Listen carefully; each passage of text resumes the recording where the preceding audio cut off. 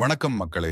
கொஞ்ச நாட்களாக மனிதர்களின் மனநிலையில் அன்னதானம் அதிகமாக செய்ய வேண்டும் என்ற எண்ணம் மேலோங்கி வருகிறது. இது மிகவும் நல்ல விஷயம்தான். ஆனால் இதில் ஒரு சின்ன மாற்றம் வேண்டும். அன்னதானம் என்பது வெறும் உணவு கொடுப்பது மட்டுமல்ல. அதன் முதன்மை தேவை இங்கு யாருக்கு என்பதை முதலில் புரிந்து கொள்ள வேண்டும். பொதுவாக ரோட்டோரங்கள் கைவிடப்பட்ட மனிதர்களில் இரண்டு வகையானவர்களுக்கு உணவின் மிக முக்கியமான தேவை இருக்கிறது. ஒன்று, வயதானவர்கள், நோயுற்றவர்கள், நன்றாக வாழ்ந்து கொண்டிருக்கும் நமக்கே 1000 பிரச்சனைகள் இருக்கும் பொழுது அவர்களின் நிலையை யோசித்து பாருங்கள். இரண்டாவது வகையானவர்கள் மனநிலை பாதிக்கப்பட்டவர்கள். குழந்தைகளுக்கு கூட பசித்தால் அழத் தெரியும். ஆனால் இவர்களுக்கு பசிக்கிறது என்ற உணர்வு கூட இல்லாமல் இருக்கலாம். மேலும் பசியாக இருந்தாலும் அதை வெளிப்படுத்த கூட தெரியாது. நீங்கள் கவனித்து பார்த்தால் பெரும்பாலான அன்னதானங்கள் வழிபாட்டு தலங்களைச் சுற்றியே நடைபெறுகின்றன. அது தவறு என்று நாங்கள் கூறவில்லை. அது ஒரு நல்ல செயலே.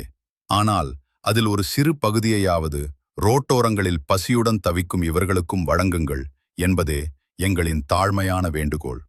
ஏனெனில் உண்மையில் பசியுடன் தவிக்கும் மனிதரை கண்டறிந்து அவர்களின் பசியை தீர்ப்பதே அன்னதானத்தின் உண்மையான அர்த்தம்.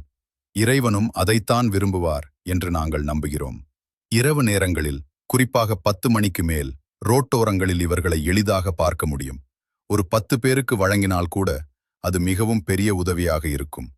முடிந்தவரை அதிக காரமான உணவுகள், மாமிச உணவுகள் மற்றும் மிகவும் கனமான உணவுகளை தவிர்க்கவும். தயிர் சாதம், இட்லி போன்ற எளிதில் ஜீரணமாகும் உணவுகள் மிகவும் பொருத்தமாக இருக்கும். ஏனெனில் அவர்கள் கடைசியாக எப்போது உணவு அருந்தியிருக்கிறார்கள் என்பது நமக்கு தெரியாது. மேலும் அரசு மருத்துவமனை வளாகத்திலும் நீங்கள் உதவலாம். தேவையுள்ளவர்கள் வாங்கி செல்வார்கள். அது மட்டுமல்லாமல் ஒரு சிறிய தண்ணீர் பாட்டிலையும் மறக்காமல் வழங்குங்கள். இந்த வீடியோவை நீங்கள் பகிர்வது சேனலின் வளர்ச்சிக்காக என்ற சுயநலம் ஒரு பக்கம் இருந்தாலும், இதன் மூலம் குறைந்தபட்சம் சில கைவிடப்பட்ட மனிதர்களுக்காவது உணவு கிடைக்கும் என்ற பொதுநல எண்ணத்துடன் இதை பகிர்வீர்கள் என்று நாங்கள் நம்புகிறோம். உங்களுடைய கருத்துக்களை கமெண்டில் தெரிவியுங்கள். நன்றி, வணக்கம்.